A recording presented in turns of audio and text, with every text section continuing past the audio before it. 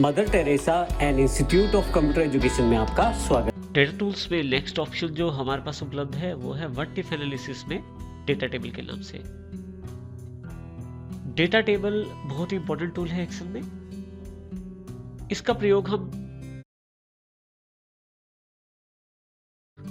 जो काफी सारे इनपुट से मिलकर बना है, अगर किसी इनपुट में बदलाव किया जाए तो रिजल्ट पे क्या फर्क पड़ेगा, ये जानकारी हम डेटा टेबल से जानकारी प्राप्त कर सकते हैं। इसको हम इस तरह भी कह सकते हैं कि हमारे पास काफी सारे इनपुट्स हैं और एक रिजल्ट आएगा उसमें से। अब जो इनपुट्स हैं हमारे पास, उनमें अगर कोई बदलाव किया जाता है तो जो रिजल्ट आता है उस पर क्या फर्क पड़ेगा, ये जानकारी हम डेटा टेबल से ले सकते हैं। डेटा टेबल हमारे पास जो उपलब्ध है, यदि हम यहाँ क्लिक करें तो मुख्यतः 3 तरह के डेटा टेबल बनाए जा सकते हैं: रो इनपुट आधारित, कॉलम इनपुट आधारित और दोनों के साथ, रो और इनपुट कॉलम दोनों के साथ। डेटा टेबल का प्रयोग जब हम काफ़ी सारे इनपुट से किसी रिजल्ट को तैयार करते हैं और हम ये देखना चाहते हैं कि अगर किसी इनपुट में बदलाव किया जाए तो उसका असर रिजल्ट पे क्या पड़ेगा, इस प्रकार की जानकारी डेटा टेबल से ली जा सकती है। मान लीजिए हमारे पास 2-3 इनपुट्स हैं और उन इनपुट्स में कुछ बदलाव किया जाता है, उसके आधार पे रिजल्ट पे क्या फर्क पड़ सकता है, ये जानकारी हम डेटा टेबल से प्राप्त कर सकते हैं। डेटा टेबल का प्रयोग करने के लिए सबसे पहले हम जानकारी लेते हैं व्हाट इफ एनालिसिस में जाके डेटा टेबल पे क्लिक करें। डेटा टेबल मुख्यतः 3 प्रकार से बनाया जा सकता है: row input cell, column input cell और रो और कॉलम दोनों को मिला के भी एक डेटा टेबल तैयार किया जा सकता है। सबसे पहले हम जानकारी प्राप्त करते हैं कॉलम इनपुट आधारित डेटा टेबल बनाने के लिए। कॉलम इनपुट डेटा टेबल की जानकारी लेने से पहले हमारे पास एक एग्जांपल तैयार है। हम इसके आधार पे कॉलम इनपुट डेटा टेबल को समझेंगे। देखिए मेरे पास यहाँ लोन अमाउंट है 10,000 रुपये और नंबर ऑफ इंस्टॉलमेंट्स 12 हैं, यानी कि 12 किस्तों में मुझे वो लोन वापस करना है। इंटरेस्ट रेट 13% है। अब मैं ये निकालना चाहता हूँ कि मंथली में कितनी इंस्टॉलमेंट पे करूँ। इसके लिए हमारे पास एक्सेल में फंक्शन होता है PMT। बिल्कुल उसका प्रयोग करके हमने यहाँ आउटपुट लेके आए हैं, जिसमें मेरी किस्त जो निकलती है 893 रुपये 17 पैसे। हर महीने अगर मैं देता हूँ तो मैं 10,000 रुपये वापस कर सकता हूँ पूरे साल में 13% के हिसाब से। ये जो गणना की गई है, जो इंस्टॉलमेंट निकाली गई है, उसके लिए मैंने PMT फंक्शन का प्रयोग किया है। यदि आप इसको ध्यान से देखें तो जो लोन अमाउंट है और जो 12 किस्तें हैं, जो 13% इंटरेस्ट है, इन तीनों से मिला के PMT फंक्शन बना है। सबसे पहले मुझे रेट ऑफ इंटरेस्ट बताना है, जो कि मेरे पास 13% है। क्योंकि मैं महीने की किस्त वापस करना चाहता हूं तो इसको 12 से मैंने भाग किया है। इसके पश्चात मेरे पास number of installments C9 cell में जो जानकारी दी गई है, 12 इंस्टॉलमेंट्स है मेरे पास। उसके पश्चात प्रेजेंट वैल्यू जो कि 10,000 रुपये है। अब यहाँ ये ध्यान दीजिएगा, मैंने माइनस का निशान जरूर लगाया है क्योंकि इससे मेरी वैल्यू नेगेटिव नहीं आएगी। जो आउटपुट आएगा वो नेगेटिव नहीं आएगा। यदि आप माइनस का निशान नहीं लगाते तो हो सकता है आपका जो आउटपुट है वो नेगेटिव में चला जाए। इसके पश्चात जैसे हम एंटर करते हैं तो हमारी ये इंस्टॉलमेंट निकल के आ जाती है 893 रुपये 17 पैसे, 893 रुपीज़ एंड 17 पैसा।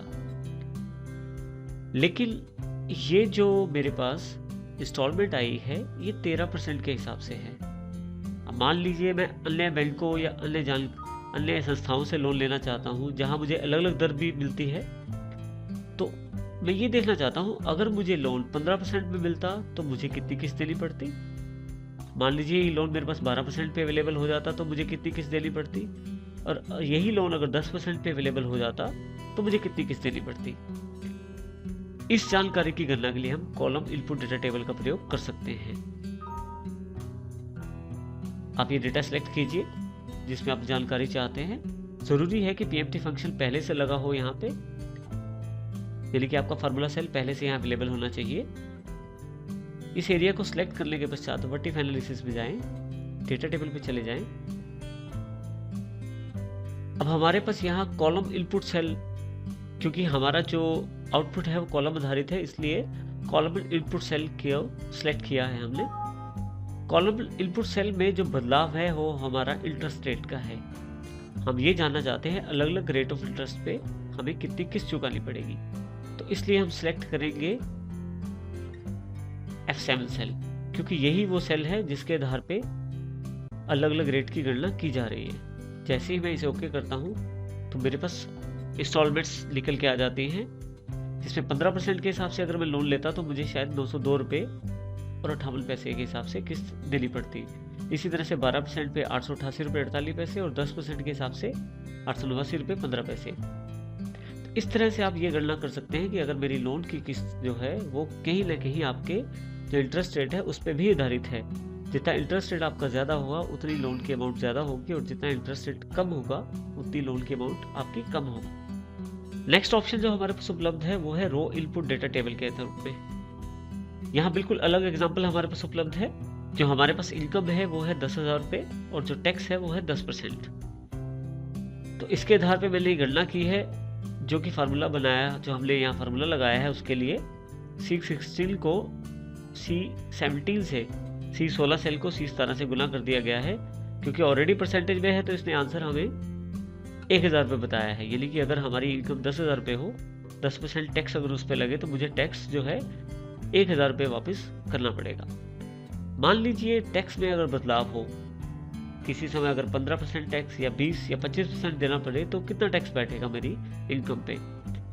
ये जानकारी हम रो इनपुट डेटा टेबल से निकाल सकते हैं। इसके लिए आप सिलेक्ट करें एरिया को, व्हाट एनालिसिस पे जाएं, डेटा टेबल पे जाएं। डेटा टेबल में क्योंकि अब जो हमारा रिजल्ट है वो रो आधारित है, तो रो इनपुट सेल को सिलेक्ट करें, और जो हमारी जो गणना है वो हमारी टैक्स पे आधारित है, तो हम टैक्स को सिलेक्ट कर लेते हैं, जो कि हमारे C17 सेल के अंतर्गत है। जैसे ही आप ओके करते हैं आपके पास अलग अलग प्रकार के टैक्स की गणनाएं उपलब्ध हो जाती हैं। अगर 15% टैक्स होता तो हमें 1,500 रुपये देने पड़ते, 20% टैक्स पे 2,000 रुपये देने पड़ते, और वही अगर टैक्स 25% होता तो हमें 2,500 रुपये देने पड़ते। इस प्रकार से हमने रो इनपुट डेटा टेबल के साथ हमने अपनी इनकम टैक्स की जानकारी प्राप्त की है। अगला उदाहरण समझने के लिए हमारे पास यहाँ पे 2 प्रकार की जानकारी दी गई है, बोनस और इनकम। एक कंपनी अपने जो कर्मचारी हैं उन्हें 10,000 रुपये पे 4% बोनस देती है। कंपनी ये देखना चाहती है कि अगर इनकम बढ़ाई जाए 10,000, 20,000, 30,000, 40,000, यानी कि उनकी आय अगर बढ़ाई जाए और उनका बोनस भी उसके आधार पे परिवर्तित किया जाए, तो कंपनी को कितने पैसे किस सैलरी पे देने पड़ेंगे। इस प्रकार की जानकारी के लिए, जिसमें हमारे पास कॉलम आधारित जानकारी भी बदल रही है और रो आधारित जानकारी भी बदल रही है, इस प्रकार की जानकारी के लिए हमें दोनों प्रकार की इनपुट का प्रयोग करना पड़ेगा। रो और कॉलम दोनों प्रकार की इनपुट का प्रयोग करके हम अपना डेटा टेबल बनाएंगे।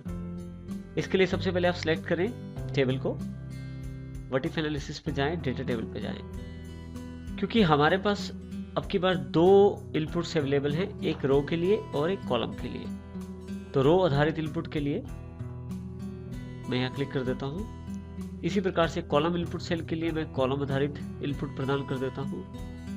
जैसे ही मैं ओके करता हूँ मेरे पास ये आधारित जानकारी मिल जाएगी कि किस प्रकार की इनकम पे कंपनी कितने % बोनस दे तो उसकी अमाउंट यानी कि उसकी राशि कितनी बैठती है। इस प्रकार से हम डेटा टेबल्स का प्रयोग कर सकते हैं एक्सेल में, और जो कि बहुत ही महत्वपूर्ण ऑप्शंस हैं।